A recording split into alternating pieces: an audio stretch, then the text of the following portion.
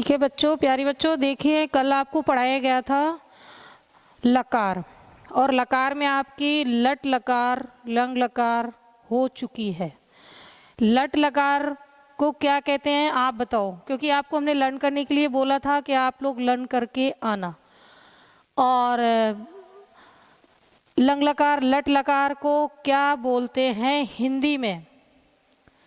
जैसे कि इंग्लिश में प्रेजेंट टेंस, पास्ट टेंस, ऐसे ही आपका संस्कृत में भी इसको क्या बोलते हैं आपको कल बताया गया था। आज आपकी थर्ड भूतकाल पढ़ाया जाएगा, जिसको कि संस्कृत में लिट लकार के नाम से जाना जाता है। अब मुझे बताइए, आप सभी ने अच्छे से इसको याद किया या नहीं? क्योंकि आपने अगर लट लकार वर्तमान काल और लंग लकार भूतकाल अच्छे से नहीं समझे हैं तो आपको लिट लकार भी समझ में नहीं आएगी, और अगर आप लकार अच्छे से नहीं समझेंगे तो संस्कृत भी समझ में नहीं आएगी। तो बेटा आप ध्यान केंद्रित होके जो आपको पढ़ाया जाए उस पर ध्यान दीजिए। पहली क्लास अगर आप अच्छे से पढ़ के जाएंगे तो उसी से जुड़ी हुई से अगली नेक्स्ट डे क्लास लगेगी, और डेली आपको क्लास अटेंड करनी है। संस्कृत सब्जेक्ट में अगर एक क्लास भी मिस कर दी तो नेक्स्ट क्लास में कुछ भी समझ में नहीं आएगा। ये व्याकरण चल रही है बेटा, व्याकरण एक बिंदु से दूसरी बिंदु जुड़ा हुआ होता है। ठीक है, आप सभी ने याद किया है तो आप नेक्स्ट पढ़िए।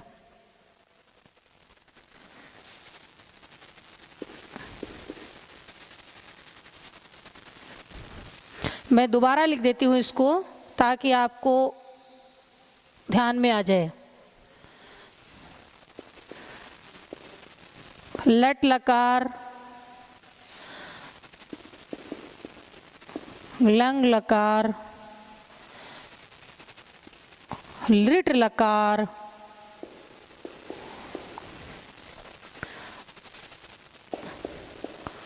लोट लकार और बिधलिंग।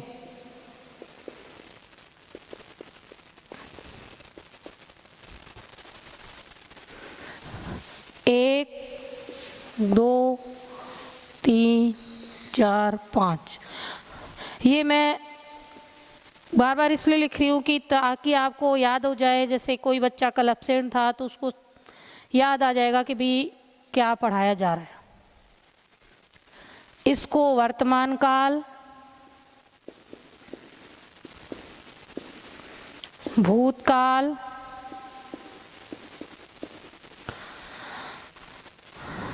भविष्यत काल,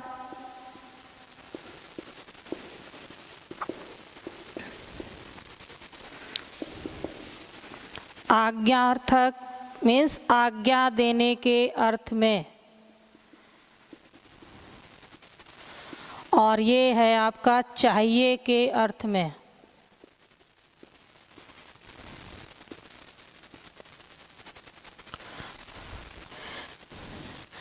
आपको सभी को ये लर्न करने के लिए दिया गया था, लर्न कर लिया।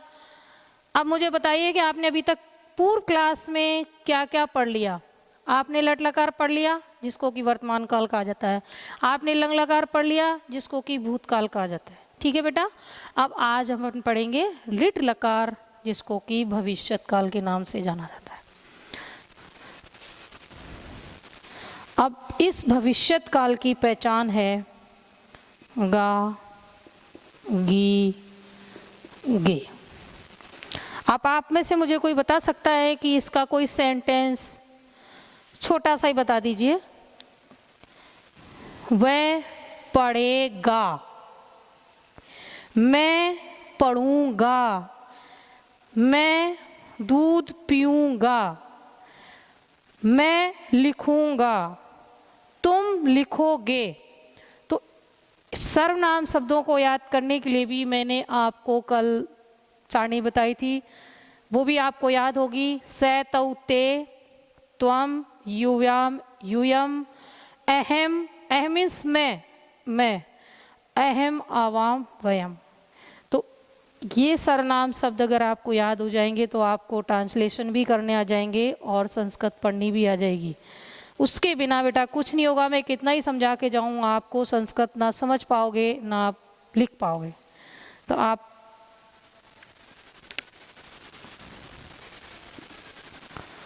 लिट लकार के रूप में लिख रही हूं।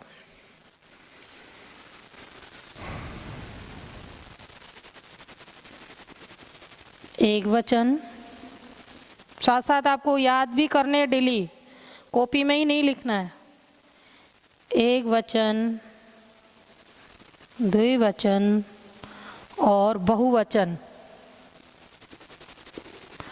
आपको अच्छे से याद होना चाहिए कि मैंने फर्स्ट डे जिस दिन संस्कृत क्लास ली थी, आपको उसके सेकेंड डे मैंने आपको बताए थे वचन, लिंग, पुरुष, जिससे कि संस्कृत स्टार्ट होती समझने में। तो आपको याद हो जाना चाहिए कि एक वचन, द्विवचन और बहुवचन में क्या लिख रही हूं। इधर प्रथम पुरुष, मध्यम पुरुष और उत्तम पुरुष। आपको ध्यान आना चाहिए बेटा कि ये मैं डेली लिखती हूं। आपको लग रहा होगा कि मैडम ये एक ही चीज क्यों लिखती हैं? आया कभी आप लोगों के दिमाग में? ये इसलिए कि बेटा हर रूप में जितने भी रूप होते हैं, चाहे वर्तमान काल हो, चाहे भूतकाल, भविष्यत काल, लोट लकार, विधिलिंग, 5 लकार टोटल आपको जो पढ़ने हैं, इन 5 लकार के रूप लिखे जाएंगे। उनमें सब में आपको लिखना पड़ेगा एक वचन, द्विवचन, बहुवचन, क्योंकि सब में एक वचन होता है, दो वचन होता है, बहुवचन होता है। मध्यम पुरुष में भी एक वचन, दो वचन, बहुवचन। उत्तम पुरुष में भी इसी तरह होता है, इसलिए डेली ये लिखने पड़ते हैं। संस्कृत इसीलिए तो समझने में आसान रहती है। अब आप देखिए, एक वचन में पठिष्यति,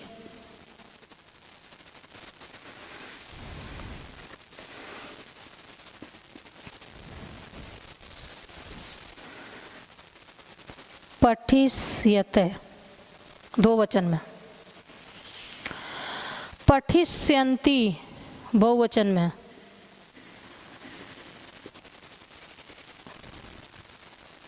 पठिष्यन्ति।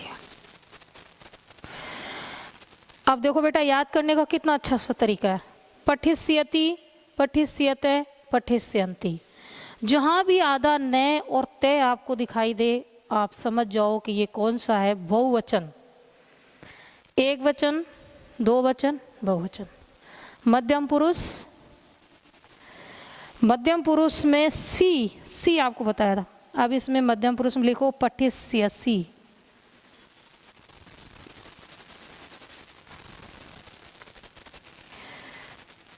पठिष्यसि।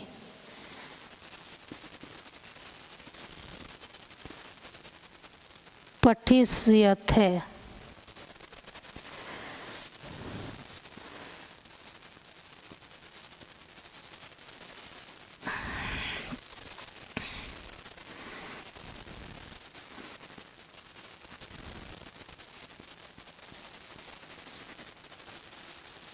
पठिष्यामि।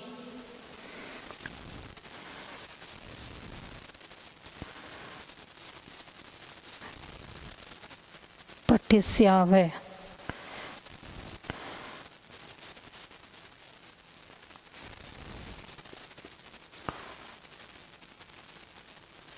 पठिष्यामि। आप देखो बेटा, 3 पुरुष और 3 ही वचन, तो 3 इंटू 3। अब इसको अपन मल्टीप्लाई करेंगे तो 3 इंटू 3। आप समझ रहे हैं बेटा 3 इंटू 3 का क्या मतलब है? 3 का मतलब है कि आपके ये जो वचन हैं ये भी 3 हैं, और आपके जो ये पुरुष हैं ये भी 3 हैं। ठीक है, इसलिए ये टोटल रूप कितने हो गए? 9। काल कितने हैं आपके? 5। लट लकार, लंग लकार, लिट लकार, लोट लकार और विधिलिंग, 5 हो गए। 5 लकार, एक लकार में 9 रूप होते हैं, तो आप इसको किससे मल्टीप्लाई कर देंगे? 5 से। टोटल कितने हो गए? 45। 45 धातु।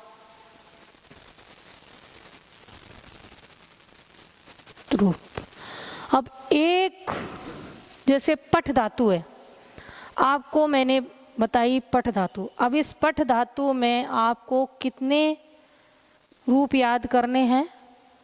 45। पांचों लकारों को मिला के आपको 45 करने हैं। अब बेटा आपको बहुत घबराहट हो रही होगी अंदर से कि एक ही उसमें अगर 45 हम धातु रूप याद करेंगे तो मैम बहुत सारे, जैसे गम धातु है, लिख धातु है, पिप धातु है, बहुत सारी धातुएं हैं बेटा, तो ये कैसे याद होंगी? लेकिन घबराने की कोई बात नहीं है। संस्कृत में बहुत सरल तरीका है रूप याद करने के, आपको रटना बिल्कुल भी नहीं है। आपको मूल शब्द याद रखना है, उसके आगे प्रत्यय लगाने, प्रत्यय आप याद कर ले। प्रत्यय अगर आप याद कर लोगे तो आप रूप अपने आप बना लोगे। आपको याद करने का पैटर्न बिल्कुल नहीं रखना है। अब आपको बस ये चीज ध्यान रखनी है, लकार है 5, एक लकार में रूप बनते हैं 9। और ऐसे नहीं हो बेटा, अगर आपने ये चीज ध्यान नहीं रखी, वचन ध्यान नहीं रखे, पुरुष नहीं ध्यान रखे, तो पता है आप क्या करोगे? आप मध्यम पुरुष को प्रथम पुरुष बताओगे, उत्तम पुरुष को मध्यम पुरुष बताओगे, और संस्कृत सारी उलट पुलट हो जाएगी। तो सबसे मेन चीज ये ही आपको याद करने हैं। अब आप इसको फटाफट उतार लीजिए, मैं रफ करूंगी।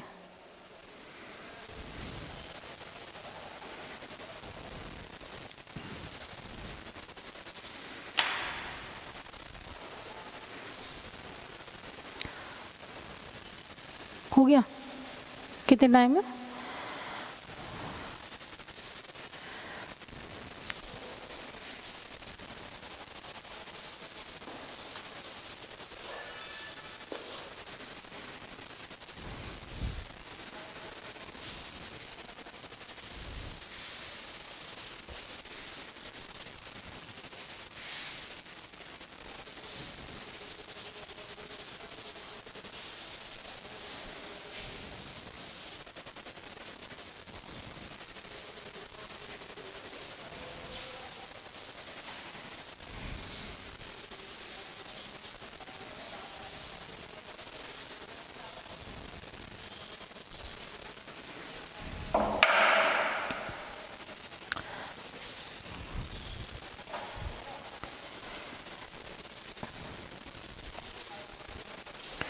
अब देखो बेटा, मैं रूप बता रही हूँ। रूप बनाने के लिए, शब्द धातु रूप बनाने के लिए प्रत्यय कौन से आते हैं जिनको याद करने से आप रूप बना सकते हो?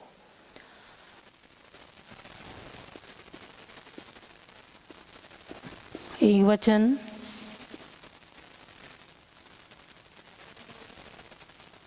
दो वचन,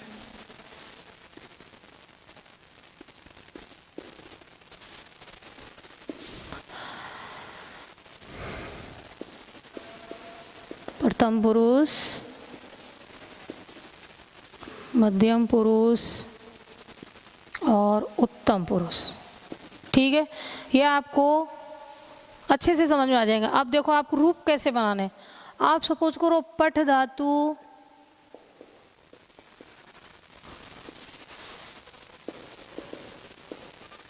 लट लकार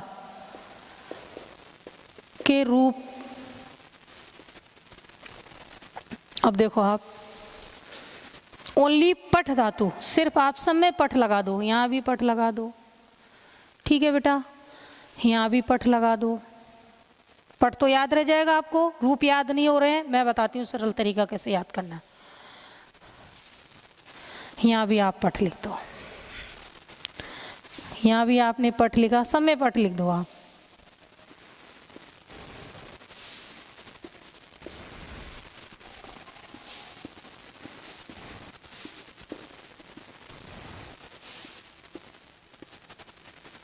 सब में एक ही चीज आ रही है। अब आप देखो, इसमें लिखो पठ प्लस टिप,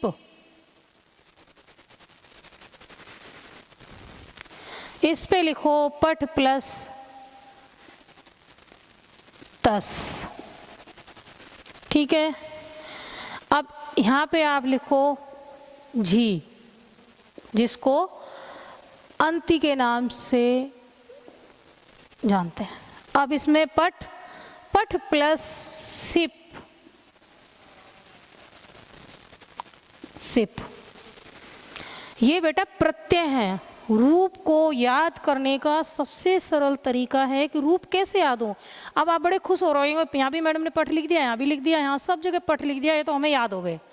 लेकिन इनके साथ तिप तस जी, सिप थस, सिप थस थे, इसके साथ में मिप, मिप वस और प्लस मस। सभी को साफ दिख रहा है? अपने अपने कॉपी में इसको साथ साथ रिटर्न वर्क करते जाना और लर्न भी करना है बेटा आप लोगों को। आप देखो टिप तस जी, अब इसका कैसे रूप बनाना है। अब ये टिप है तो इस टिप को आपको क्या करना है, इसको काट देना है।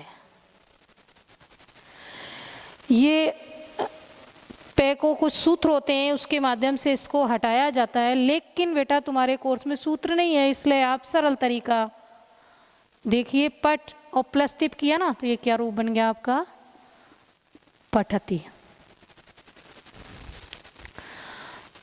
अब ये पट प्लस तस, आपका रूप बनता है पटते। ठीक है, अब इसकी जगह पे इससे है, इसकी जगह पे आपके आते हैं विसर्ग, इसको काटने के बाद में। तो आप पट तो ऐसा कैसे ही लिख देंगे, पट प्लस और ये तेईस में मिलाने के बाद में ये जो विसर्ग हैं इनको यहाँ पे लगा देंगे। बन गया बेटा? लग रहा है आपको सरल? इसके बाद में रूप क्या बनता है इसमें, पठंती। आप देखिए इसको, ये पट ऐसा कैसे ही आप उतार लीजिए, ये अंती आ गया, इसमें मिला दो तो ये बन जाएगा पठंती। जहां भी आपको से दिखाई दे, लास्ट में जो भी आपके ये हलंत वर्ड दिखाई दे उनको आप काट दो, और जहां भी ये से दिखाई दे इस से का आप विसर्ग लगा दो।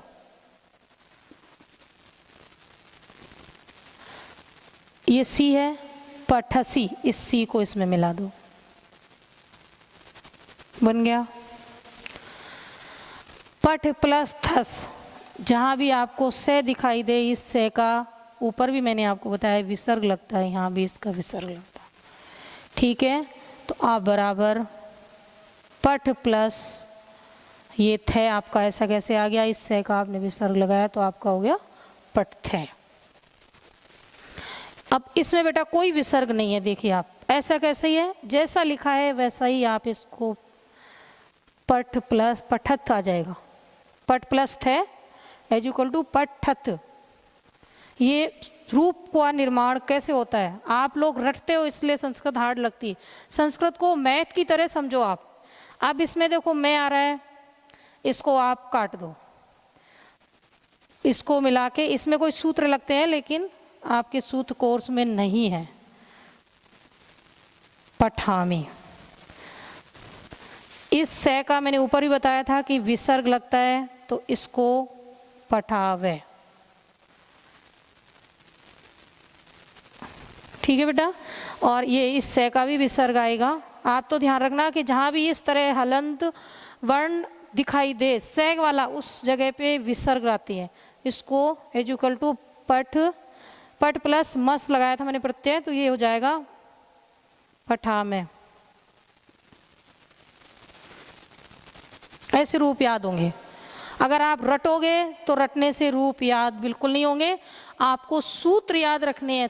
तिप तस जी, सिप थस थे, मिप वस और मस, ये शब्दों की गणित है। इससे इस तरीके से याद करोगे रूप भूलोगी नहीं और आप गलतियां भी नहीं करोगे। मेन धातु कौन सी थी, पट धातु, आपने तीनों में लिख दिए पट पट पट, फिर प्रत्यय लगा दिए, इसके बाद में शब्दों का निर्माण हो गया। आपके शब्द रूप धातु रूप इस तरह बनते हैं। इसको सभी अपनी अपनी कॉपी में उतार लो और अच्छे से आप इसकी प्रैक्टिस करना। जैसे लिख धातु है तो लिख के बाद में प्रत्यय लगा लेना, गम धातु है उसके आगे प्रत्यय लगा के आप स्वयं इस शब्दों का निर्माण करो तो आपको रूप आसानी से लर्न हो जाएंगे, रटने की जरूरत नहीं पड़ेगी। ठीक है बेटा, आप लोग इस तरह प्रैक्टिस करना घर पे और मुझे दिखाना, और घर पे रहिए, सुरक्षित रहिए।